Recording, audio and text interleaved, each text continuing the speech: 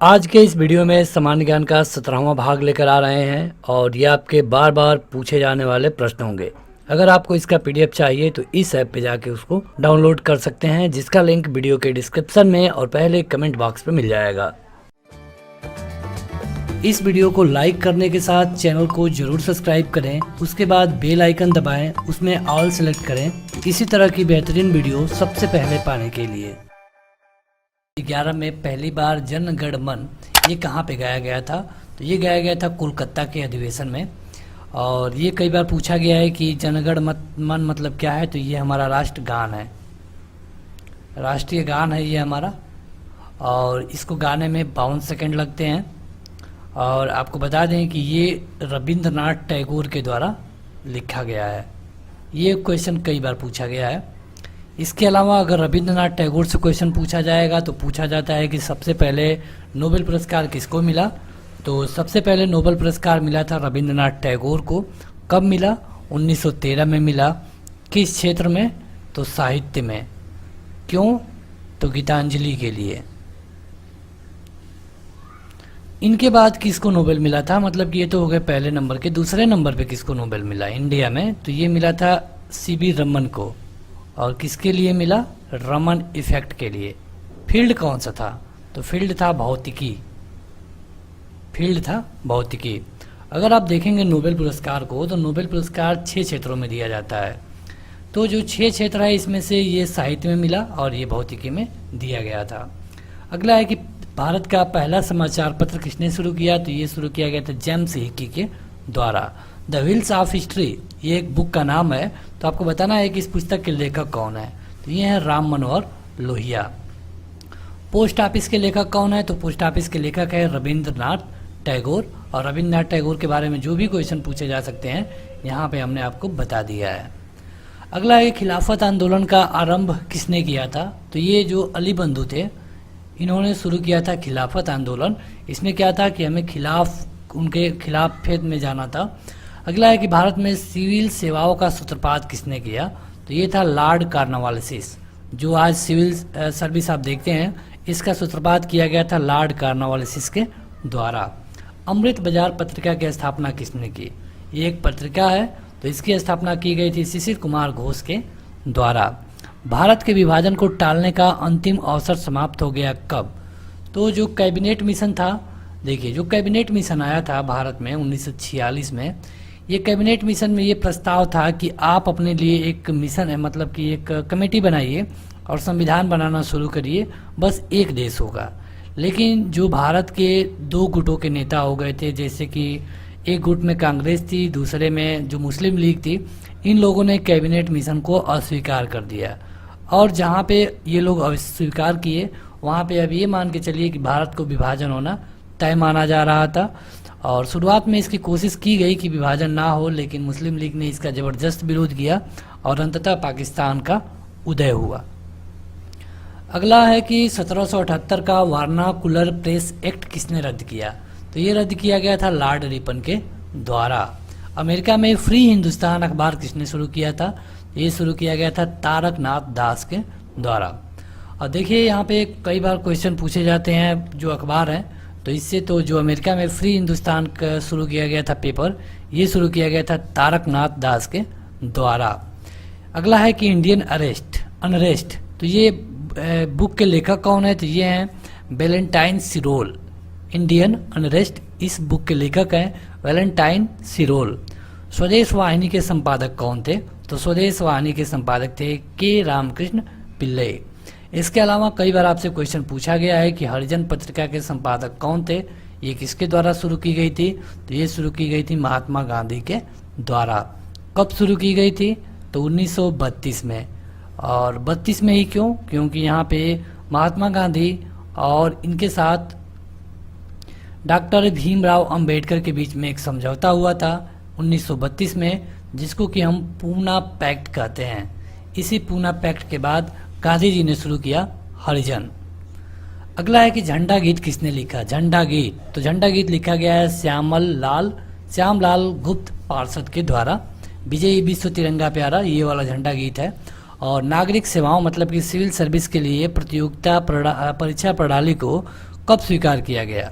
तो ये स्वीकार किया गया था 1853 में, लॉर्ड कॉर्नवालिस के द्वारा स्वीकार किया गया था।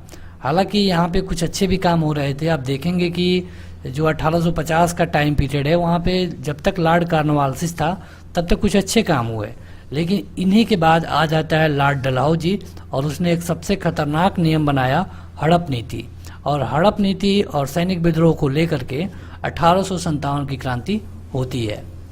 आगे बढ़ें तो किस अधिनियम के तहत लॉर्ड कॉर्नवालिस को अपनी काउंसिल के फैसलों को रद्द करने का अधिकार मिल गया था? तो ये था 1786 का एक्ट। जो 1786 का एक्ट था, इसमें जो लॉर्ड कॉर्नवालिस को अपने फैसलों को रद्द करने का अधिकार मिल गया। अगला है कि किस भाषा में द इंडियन ओपिनियन पत्र नहीं छापा जाता था? किस भाषा में? तो ये है तमिल। तमिल में ये पत्र नहीं छापा जाता था। ये इंग्लिश का एक मतलब कि ये इंग्लिश में छापा जाता था। हंटर कमीशन की रिपोर्ट में किसके विकास पर विशेष जोर दिया गया? जो हंटर कमीशन आया था तो इसमें था प्राथमिक शिक्षा, क्योंकि प्राथमिक शिक्षा ही अगर खराब हो तो आगे की शिक्षा के बारे में सोचना भी गलत होगा। इसलिए जो हंटर कमीशन आया था भारत में, इसमें क्या था कि जो प्राथमिक शिक्षा थी उस पर जोर दिया गया। अगला है कि किस एक्ट के द्वारा भारत के गवर्नर जनरल को ऑर्डिनेंस जारी करने की शक्ति प्रदान की गई? ऑर्डिनेंस मतलब कि अध्यादेश। तो ये था इंडियन काउंसिल एक्ट 1861। आप देखिए, आप अगर 1900 के करीब करीब तक देखेंगे, मतलब 1905 तक, तो 1833 से 1891 तक जो भी एक्ट आएंगे सबका नाम होगा इंडियन काउंसिल एक्ट। बस आपको उनका ईयर याद रखना होता है कि किस ईयर में क्या हुआ। तो जो अध्यादेश वाला पावर आज भी आप देख रहे हैं, यही अध्यादेश वाला पावर तब भी था, हालांकि इसमें कुछ चेंजेस थे। जैसे कि आज भी अगर संसद सत्र में नहीं होगी, मतलब कि संसद नहीं चल रही होगी, तो उस समय राष्ट्रपति अध्यादेश जारी कर सकते हैं। अगर विधानसभा सत्र में नहीं है तो राज्यपाल अध्यादेश जारी कर सकते हैं। तो ये जो अध्यादेश वाला सिस्टम है इंडिया में, अगर सबसे पहले शुरू हुआ तो ये शुरू हुआ 1861 से। अगला है कि उपन्यास दुर्गेश नंदिनी के लेखक कौन है? तो ये हैं बंकिम चंद्र चटर्जी। बंकिम चंद्र चटर्जी का उपन्यास है दुर्गेश नंदिनी। अगला है कि भारतीय राजनीति में 1947 के बाद किस महिला ने सबसे अधिक योगदान दिया? तो ये थी अरुणा आसफ अली। वंदे मातरम गीत किसने लिखा है? तो ये लिखा गया है बंकिम चंद्र चटर्जी के द्वारा, और ये गाया जाता है 65 सेकंड में। इसको हम राष्ट्रगीत कहते हैं, राष्ट्रीय गीत कहते हैं।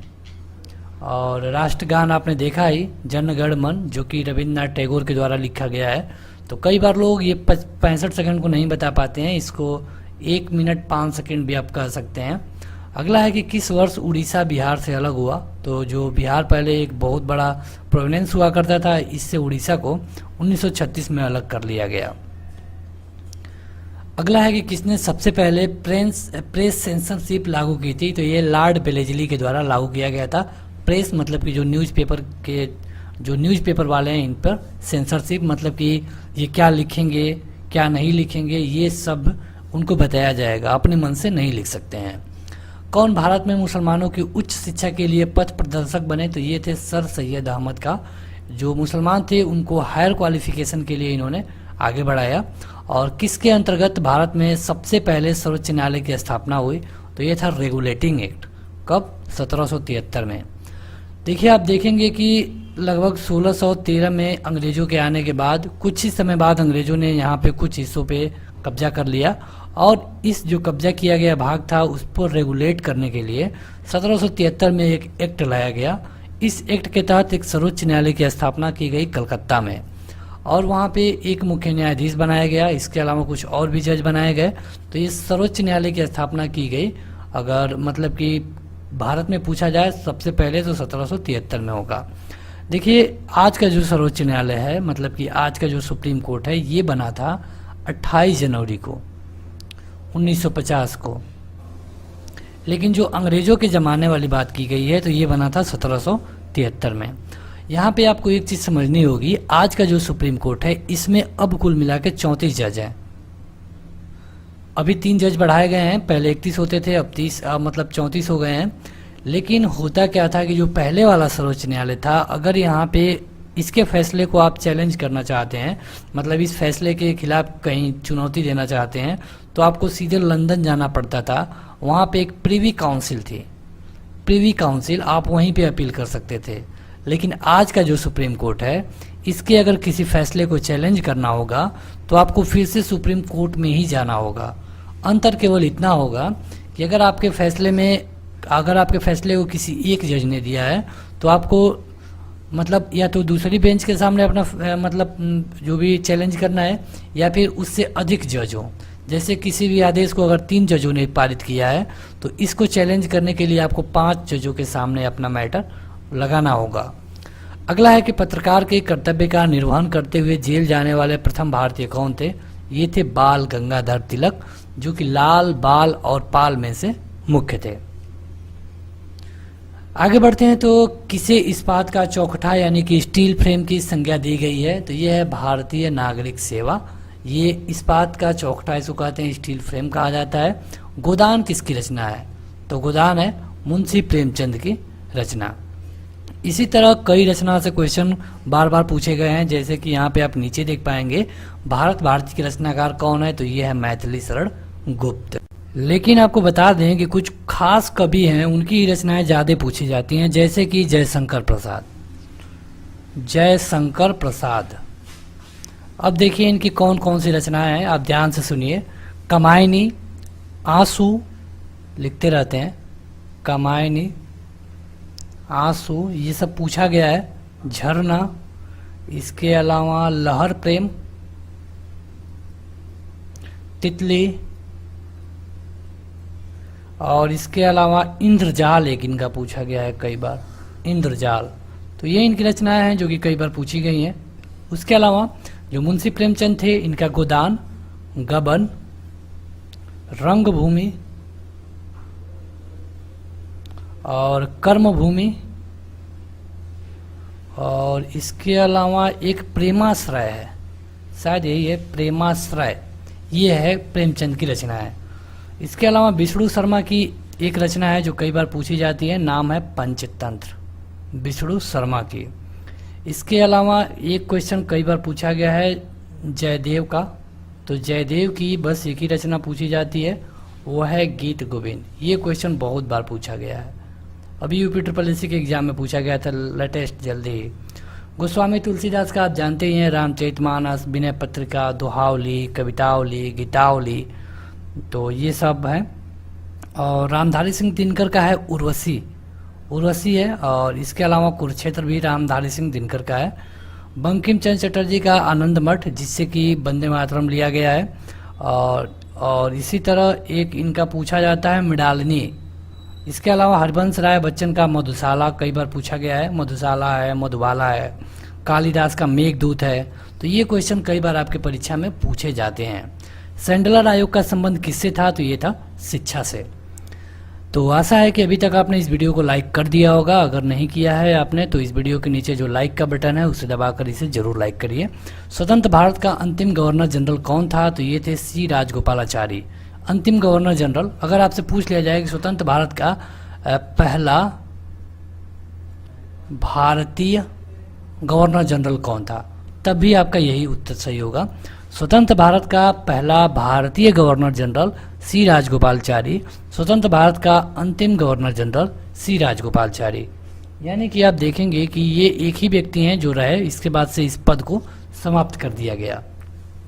इनसे पहले जो गवर्नर जनरल का पद था उस पर माउंट बेटन थे, माउंट बेटन। तो अगर पूछा जाए कि स्वतंत्र भारत का पहला गवर्नर जनरल, अगर ये भारतीय शब्द हटा दिया जाए तब होगा लॉर्ड माउंट बेटन। लेकिन भारतीय पूछा जाएगा तो अंतिम भी राजगोपालाचारी है और पहले भी राजगोपालाचारी ही हैं।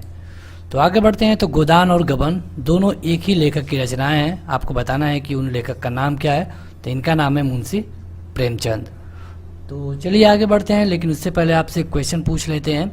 अब हमें कमेंट करके बताइए बंगाल विभाजन कब हुआ था। ये जो हिस्ट्री की सीरीज है, अगर आपने इसे क्लियर किया है तो आपको पता होगा बंगाल विभाजन किस साल हुआ था, लॉर्ड कर्जन के द्वारा किया गया था। अगला है कि बीएचयू पुस्तक किसके द्वारा लिखी गई है? बनारस हिंदू विश्वविद्यालय। तो ये लिखा गया है मदन मोहन मालवीय के द्वारा। महामना मदन मोहन मालवीय इनका पूरा नाम है।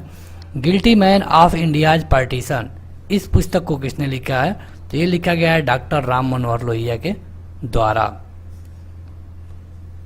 आगे बढ़ते हैं तो गोल्डन थ्रेशोल्ड ये कविता का संग्रह है। इसके रचयिता कौन है? तो ये है सरोजिनी नायडू। और 1935 के भारत सरकार अधिनियम की कौन सी एक विशेषता नहीं थी? तो देखिए 1935 में कई रूल बनाए गए जिसमें कि अलग अलग निर्वाचन की भी सिस्टम था, लेकिन जो ये डायरकी वाला सिस्टम है ये 1935 में नहीं था। तो आखिर ये डायरकी वाला सिस्टम था कहाँ पे? तो डायरकी वाला सिस्टम था 1919 में, जिसको ख़त्म करने के लिए सिफारिश की गई 1927 में, और इसको मान लिया गया 1935 में। लाया गया 1919 में, ख़त्म किया गया करने की सिफारिश की गई साइमन कमीशन के द्वारा, और ख़त्म कर दिया गया 1935 में। इसके बाद चुनाव हुए थे 7 प्रोविनेंसों में, जिसमें से 6 में कांग्रेस सरकार बनाई थी, 1 में मुस्लिम लीग, और मुस्लिम लीग इसी से नाराज हो गई थी। इसका प्रस्ताव मई में आया और इसमें अभी अभी भारत के विभाजन को मुक्त रखने की आकांक्षा थी, जिसका ब्रिटिश प्रांतों से मिलकर बने एक संघीय राज्य का स्वरूप होना था। तो ये किसका मतलब कि किससे मतलब है? तो ये है कैबिनेट मिशन से।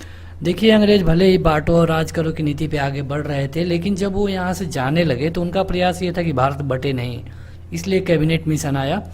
लेकिन मुस्लिम लीग ने इस कैबिनेट मिशन को मतलब कि मानने से इनकार कर दिया और बंगाल में प्रत्यक्ष कार्रवाई दिवस मनाया गया।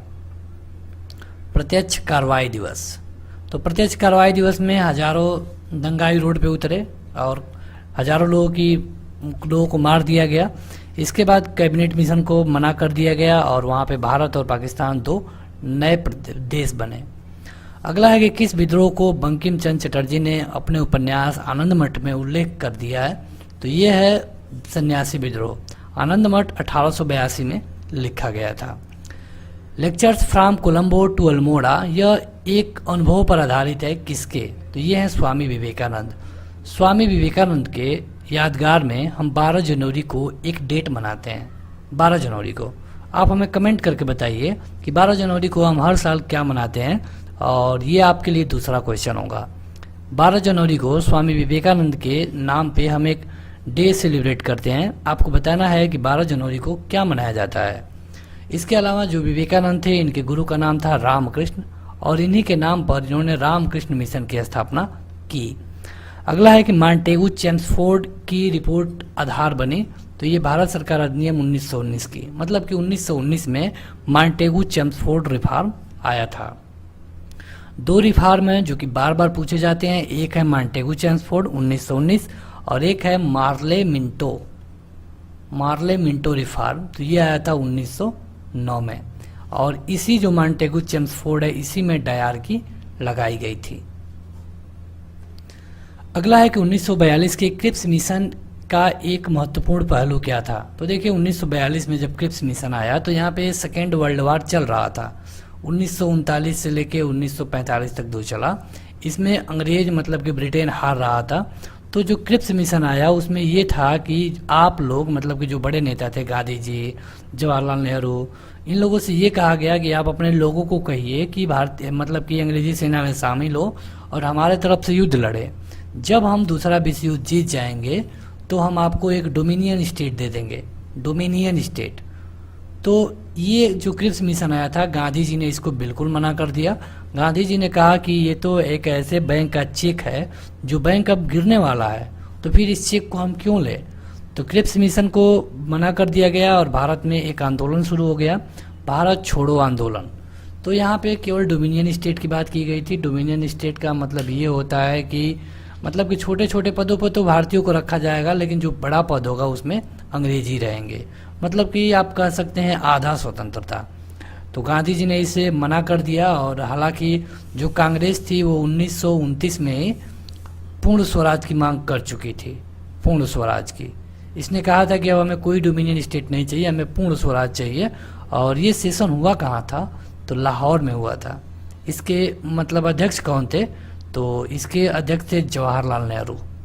ये क्वेश्चन कई बार पूछा गया, इस कई तरह से क्वेश्चन पूछा जाता है। मतलब कि किसकी अध्यक्षता में हुआ? तो जवाहरलाल नेहरू के। क्या हुआ? तो पूर्ण स्वराज की मांग की गई। कहाँ हुआ? तो लाहौर में किया गया और 1929 में किया गया। अगला है कि 1935 के भारत अधिनियम एक्ट मतलब कि इंडियन काउंसिल एक्ट के द्वारा प्रस्तावित फेडरल यूनियन में राजर्षि प्रांतों को शामिल करने के पीछे अंग्रेजों की असली मंशा क्या थी? तो देखिए 1935 में जो अधिनियम आया उसमें सभी को जोड़ करके एक चुनाव कराने का प्रावधान दिया गया। इसमें क्या था कि राष्ट्रवादी नेताओं के साम्राज्यवादी विरोधी सिद्धांतों को व्यर्थ करने के लिए राजाओं का इस्तेमाल किया गया। मतलब कि कुछ राष्ट्रवादी नेता थे, जैसे कि जवाहरलाल नेहरू थे, इनका ये मानना था कि मतलब कि राजा प्रजा वाला सिस्टम खत्म हो जाना चाहिए अब। तो इस तरह के नेताओं को राजाओं से डायरेक्ट लड़ाने की मंशा थी अंग्रेजों की, और इसीलिए 1935 के एक्ट में इस तरह की बात की गई। अगला है कि किसने सुबह आज़ादी नामक कविता लिखी, तो ये लिखा गया फैज अहमद फैज के द्वारा।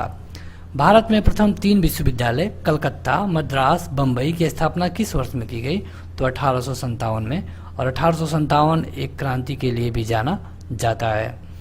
किसने सोम प्रकाश नामक समाचार पत्र शुरू किया, तो ये थे ईश्वर चंद्र विद्यासागर। इन्होंने एक समाचार पत्र शुरू किया, नाम था सोम प्रकाश। आगे बढ़ते हैं तो 1854 की वुड डिस्पैच एक शिक्षा की अभिव्यक्ति का था, तो इसका लक्ष्य क्या था, तो भारत में पाश्चात्य संस्कृति का विस्तार करना था। जो वुड डिस्पैच आया इसमें क्या था कि मतलब कि जो पश्चिमी सभ्यता में हो रहा है उसको इंडिया में लाना था। जैसे कि आप देखते हैं कि जो भी हम पश्चिमी सभ्यता से यूज करते हैं, जैसे कि जीन्स पहनना, बर्गर खाना, पिज्ज़ा, ये सारे पश्चिमी सभ्यता के हैं। हालांकि ये तो मतलब कि दूसरे तरह के उदाहरण हैं, लेकिन जो भी पश्चिमी सभ्यता का विस्तार था उसको इंडिया में लाना वुड डिस्पैच का लक्ष्य था। भारत में ब्रिटेन के सभी संवैधानिक प्रयोगों में सबसे कम समय तक क्या चला, तो ये चला 1909 का इंडियन काउंसिल एक्ट, क्योंकि इसका इतना विरोध हुआ कि ये 1919 से पहले ही इसको ख़त्म करना पड़ गया। यहाँ पे कई तरह के, एक तो बंग भंग आंदोलन चल रहा था, उसके बाद इसी बीच में गांधी जी आ गए, तो ये बहुत कम समय तक चला। और 1919 में जो आया ये कुछ दिनों तक चला, 10-15 वर्षों तक ये चला। कांग्रेस के नेताओं में से कौन एक कैबिनेट मिशन योजना के पक्ष में पूरी तरह से थे, तो ये थे सरदार पटेल। सरदार पटेल का मानना था कि जो भारत को बंटवारे वाली बात है ये ठीक है, मतलब कि भारत का बंटवारा नहीं होना चाहिए, लेकिन उसमें प्रॉब्लम भी कई थी। मान लेना ठीक था, लेकिन प्रॉब्लम ये थी कि मुस्लिम लीग एक तरफ से मांग कर रही थी, और जब इसको मानने वाली बात आ गई तो मुस्लिम लीग ने बंगाल में कई हजार लोगों को मतलब कि मरने पे मजबूर कर दिया। इतने ज़्यादा दंगे होने लगे बंगाल में, आज का जो पश्चिम बंगाल है वहीं की बात कर रहे हैं, कि उसको ले करके अब कांग्रेस के सामने एक ही विकल्प था कि अगर शांति मिलती है बंटवारे से ही तो बंट जाना चाहिए। अगला है कि लॉर्ड मैकाले से संबंधित है, तो ये है अंग्रेजी शिक्षा से। भारत में जो अंग्रेजी शिक्षा की शुरुआत की गई ये संबंधित है लॉर्ड मैकाले से।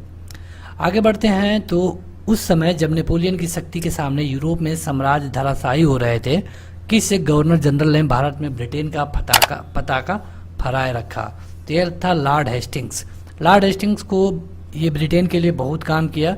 भारत में जो भी शुरुआत में राजाओं से युद्ध हुए सभी का नेतृत्व लॉर्ड हेस्टिंग्स ने ही किया।